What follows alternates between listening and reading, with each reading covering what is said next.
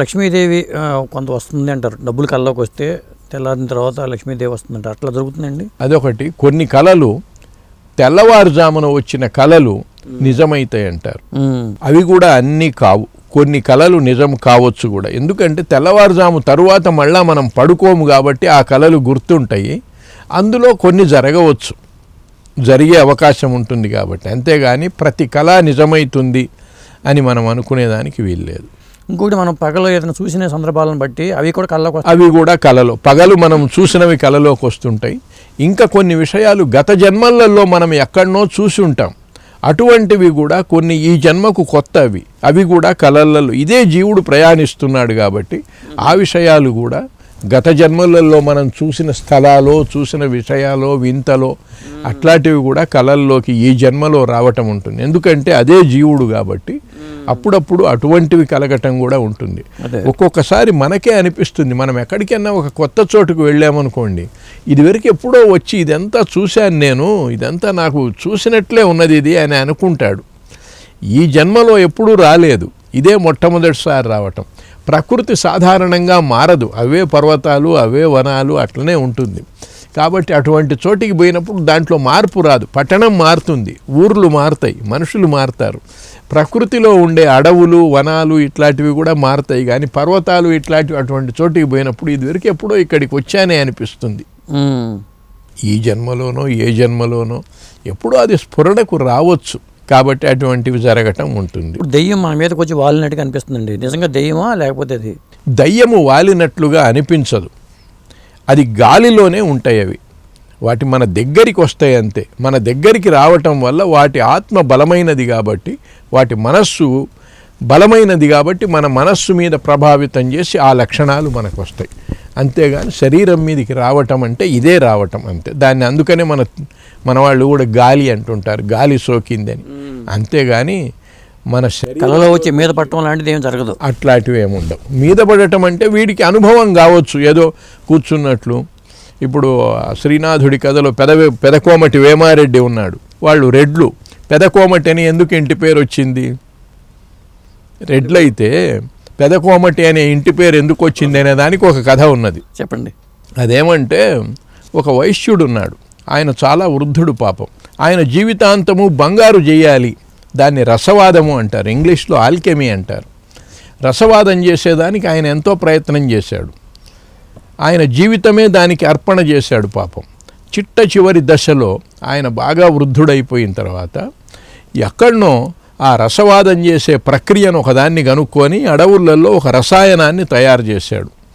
ఆ రసాయనము లోహం మీద పడితే బంగారు అవుతుంది, ఇనుము మీద పడితే. అప్పుడు ఈ రసాయనాన్ని ఆయన ఒక సీసాలో నింపుకొని ఆయన తిరుగుముఖం పట్టాడు వాడిని ఇంటికి వెళ్ళేదానికి. అడవులలో నుంచి వస్తూ ఉంటే ఒక ఊరు వచ్చింది.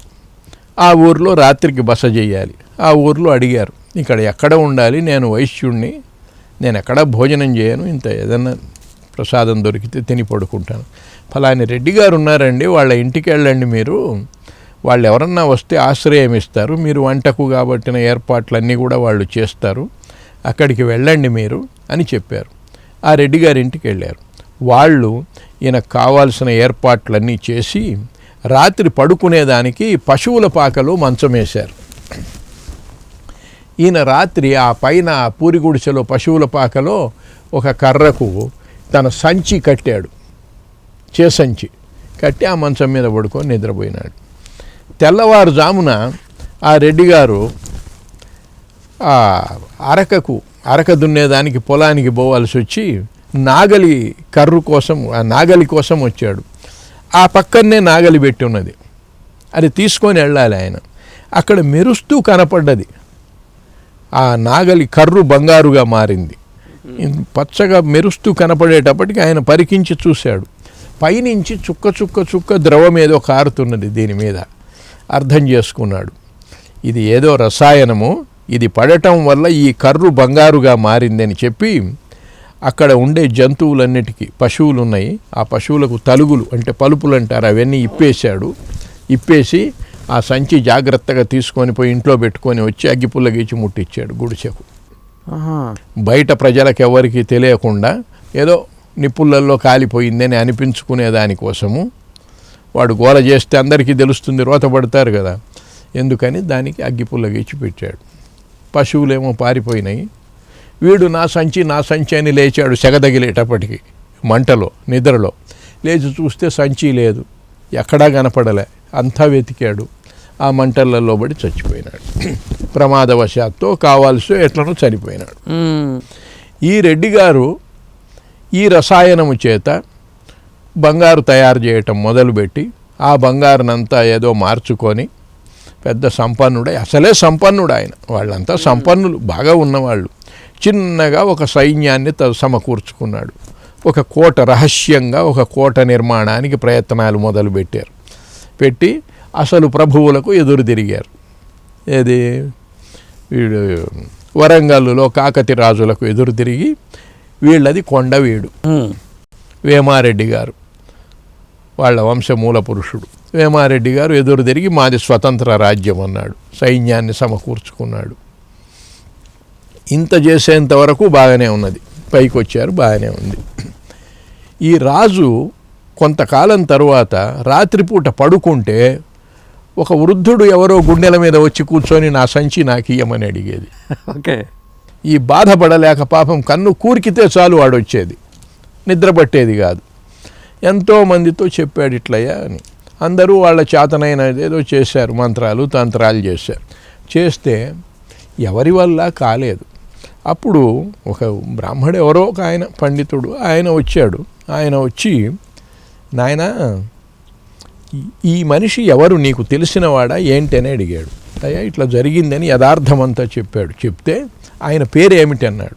పేరేమో తెలియదండి, ఆయన నేను కోమటి ఆయన అన్నాడు, పెద్ద ఆయనను నేను కోమటి అని చెప్పాడండి, అంతకు తప్ప నాకు ఆయన గురించిన వివరాలు తెలియవన్నాడు. అయితే ఒకటి పని చేయి, బంగారుతో ఆయన విగ్రహం తయారు చేయించు, ఆయన రూపు, అది మీ పూజలో పెట్టుకొని రోజు పూజిస్తుండు. తర్వాత ఇప్పటి నుంచి మీ వంశంలో పుట్టిన వాళ్ళందరికీ ఆ పెదకోమటి అనే పేరు పెట్టుకోండి అని చెప్పాడు. అందువల్ల పెదకోమటి వేమారెడ్డి, పెదకోమటి అని పెట్టుకోవటం మొదలుపెట్టి ఆయన పూజించటం మొదలుపెట్టారు. అప్పటి నుంచి వాళ్ళ ఇంటి పేరు పెదకోమటిగా మారింది అని ఒక కథ. ఓకే. ఇది నిజమో కాదో మాకు మాత్రం తెలియదు. కాబట్టి వాళ్లకు పెదకోమటి అని ఇంటి పేరు రావటానికి ఈ కథ చెప్తారు.